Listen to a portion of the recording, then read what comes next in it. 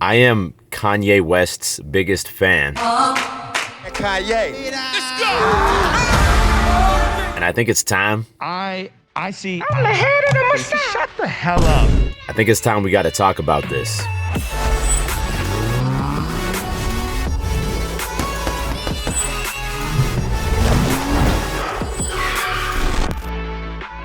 So my love for Kanye, we'll call it, it's about a lot more than just the music, but it starts with the music. Like, his music has essentially been the soundtrack to my life. It has inspired me at every stage of my life. I remember driving to high school listening to Good Morning.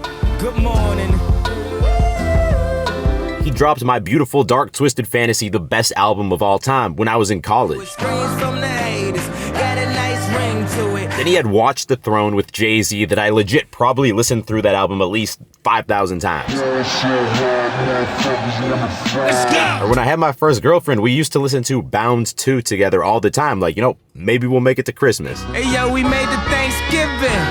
So, hey, maybe we can make it to Christmas. Spoiler alert, we didn't make it. Never made it to Christmas. Or back in 2016, in my little studio apartment in Boston where I started this whole YouTube channel, he dropped Life of Pablo, and I used to listen to that while making breakfast every morning. And I be talking shit like, I ain't scared to lose a fist fight. In 2018, when me and Julia drove all the way from Boston to Austin, he had just dropped the Kid Cudi album, Kids See Ghost, and we played that on repeat. This the theme song, or something wrong. Like I said, it's more than his music. It's also his whole life story that inspires me. He went from a music producer who landed a few beats on a couple Jay-Z albums to someone who wanted to be a rapper, but everyone told him, bro, stay in your lane, you're a producer, you're not a rapper, it's not gonna work out for you. And now he's arguably the best rapper of all time. In my mind, he's the greatest musician of all time, because every album he dropped, he completely innovated his sound, and then not just rappers, but all of pop music culture followed suit. And then he wanted to get into fashion design. And again, people told him, bro, what are you doing? You're a musician, you're not a fashion designer, stay in your lane. And he defied all odds. He brought Adidas back on the map with his Yeezys, which looked funny at first, but then completely changed how everybody feels about sneakers. He's had, high fashion weeks in Paris, which doesn't mean anything to me, but again, he defied the odds. And I relate so deeply to that, because when I was a software engineer out of college and I decided, hey, I want to try personal training, then I want to try YouTube, people told me, bro, stay in your lane. You have a solid career as a software engineer. Just do that. You're weird. Why would you ever think about doing YouTube? It's not going to work out. Or when I wanted to start Edge Clothing back in 2018, I had so many people tell me, bro,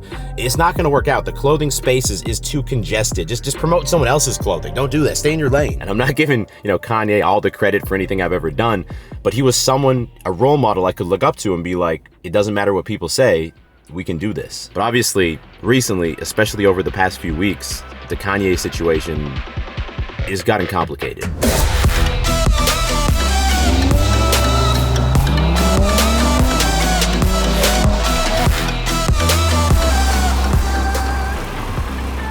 Now, Kanye West and controversy have basically gone hand in hand his entire career. Even if we rewind all the way back to 2005, when he was doing this concert to generate awareness and raise money for the victims of Hurricane Katrina, he infamously said, George Bush doesn't care about black people.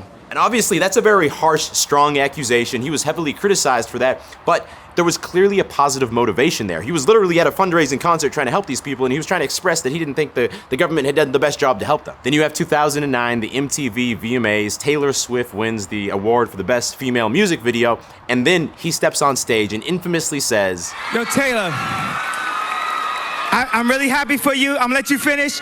But Beyonce had one of the best videos of all time. Basically, he thought Beyonce had made one of the best music videos of all time, and he was trying to stand up for her and say that she should have won. And again, he didn't do something that was respectful. It was definitely distasteful, but there was a clear positive motivation or intention that he was trying to, put on and stand up for someone that he cared about and wanted to support. And for me, it was always easy to focus on his positive intentions and still fully support him. But recently, it's just gotten weird. It all seemed to start when he had this tweet that said, I'm gonna go DEFCON 3 on Jewish people or something like that, which is obviously hateful and anti-Semitic. And I was a bit confused because just a few days earlier, he had been on Tucker Carlson, and whether you agree with what he was saying or not, he was being very clear, focused, and logical. When you believe in yourself. Right. They say that it's narcissistic. But then he went on Piers Morgan after the tweet. He just seemed off. I mean, he did apologize. And I'm sorry for the families of the people that had nothing to do with the trauma that I had been through. Still though, his overall demeanor seemed off. But I wanted to sit back and kind of see what happens next. And then there was the Alex Jones podcast. That's right. You're not Hitler. You're not a Nazi. You don't deserve to be called that and demonized. Well, I see good things about Hitler also. And on this podcast with Kanye, something strange happened. And for the first time ever, Alex Jones seemed like this moderate, logical person next to Kanye who's changed into something else. I like Hitler. I don't like Hitler. And I know you're trying to be shocking with that. I'm not trying to be shocking. I like Hitler. Like, it seemed Alex Jones was trying to give him opportunity after opportunity to walk back the things he said, these anti-Semitic comments, and explain what it really meant. But Kanye just kept doubling down and doubling down and doubling down. I don't like the word evil next to Nazis. I think we need to look at...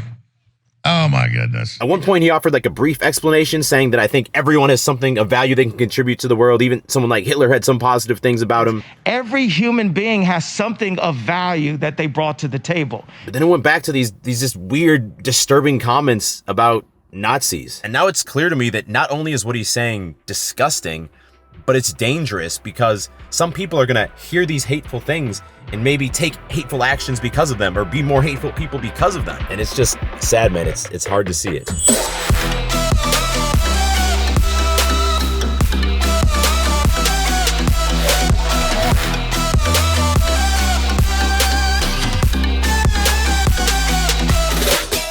Gains, bro, workout complete. I've been feeling like very lean since we moved here. Like, the longer we've been here, I think the leaner I've gotten. And a big part is because I just like haven't been eating almost anything aside protein shakes before dinner time. And that's why I'm bringing back the classic Beast Gainer Shake. 1 cup of milk, some ice, just about a 1/4 cup of oats, 2 tablespoons peanut butter, or as they call it here, crema de cacahuete, and 1 banana. Oh, and of course, 1 scoop of the best shit on planet Earth right here. Gaines Club Whey Protein Isolate, chocolate chip cookie flavor. And if we take a look at the Beastly app to see the macros on that, let's take a look here. 666 calories, 51 G's of protein, 22 fats, 75 carbs. Super solid. I forgot how good this tastes. And ready, because you're watching my video, I want to do something special for you. Give you a little early Christmas present. My coupon code that's normally worth 10% off to Gains Club, we're gonna juice that all the way up to 25% off for the next 3 days. We've never done that before. You can use that on the chocolate chip cookie whey isolate, 28 grams of protein per scoop, or you can use it on one of our 2 flavors of pre-workout, electric watermelon or blue raspberry. This legitimately has the best dosed formula on the entire market. Check it on the website if you don't believe me. Just go to gains.club or click that first link in description to level up your pre-workout and protein supplements. Anyway, the whole point of me making this video is that I'm obviously someone who's been very vocal for a long time about my support for Kanye, and I have a platform and an audience that watches me, and I just want it to be clear, you know, exactly where I stand and what my take is. So in a nutshell, how it seems to me is that, especially if you've seen the Netflix documentary Genius, Kanye's mother Donda played an instrumental role in his life, and she was like his rock. She was his love and his support system as he entered this industry and grew more and more famous and more rich. And I think when he lost her, that was devastating for him, I'm sure, and I think he probably lost a lot of that support. But then it seems that perhaps he found it again with Kim, and having a family with Kim, especially in the beginning when it seemed like it was at least a moderately healthy relationship, but he had that love and support from the family. And then of course they separated, and separation and divorce is one of the hardest things for humans to psychologically process, and it can't be easier given that it's in the public eye. And then the whole Skeet Davidson situation happened, which I'm not saying that he handled that well, but this is a man who has to be in so much pain, and without the support systems that he's relied on for a long time. I'm sure he has close friends who are there, but I can't imagine that it's the same. And then on top of all of that, he has struggled with bipolar disorder. In his own words, it's not a disability, it's a superpower. He's also said, what an awesome thing engulfed in shame. He's also been very vocal about feeling taken advantage of in different business deals that he's been involved in, from Adidas to Gap. And I'm not saying that this excuses anything that he said. The things that he said are wrong, but what I'm saying is that both things can be true. He can have said some awful, unforgivable things that he needs to make right, and he can also be a very hurt person with the walls seemingly closing in on him from all angles. And that at least, it doesn't allow me to understand what he said, because what he said is not forgivable, it doesn't make sense, but it leads some understanding to maybe the the chaos in his mind. And right now, while I don't think he should be censored, I don't think anyone should ever be censored, I do think that people should not give him a platform to keep going down this path. And I'm not saying that's what, Alex Jones was trying to do, to use him selfishly just to have views, but he's been given like all of this attention for these anti-Semitic things he said. And I feel like he has to be feeding off of some of that attention, and that's why he's doubling down on it, because he keeps getting such a reaction from it. And I just hope that he doesn't keep getting put on bigger platforms to keep doubling down on this, because what I think he needs, and I'm not a professional, I don't know shit, bro. What it seems to me that who you would need would be some time in isolation, at least isolation from the public eye, to like recover and process some of these things. Again, I don't know anything. I do know that in the Piers Morgan interview, he said hurt people, and he was explaining that he feels deeply hurt right now from a lot of different people, and that's part of the reason he's lashed out and said things that have been hurtful to other people, which again doesn't forgive it. I don't even know. I hope that this man, this human who's had such a profound impact on my life, at least in the earlier stages of my development, I hope he can find a way to get back on track and try to make right some of these things that he said. If you enjoyed this video, click over here to check out a video I did about analyzing what a top 1% man looks like. In that video, we analyzed Kanye and some other pop culture icons to see what we can learn from them. And if you're new to the channel, click subscribe, as I drop 2 new videos every single week. See you in the next one. Stay beastly.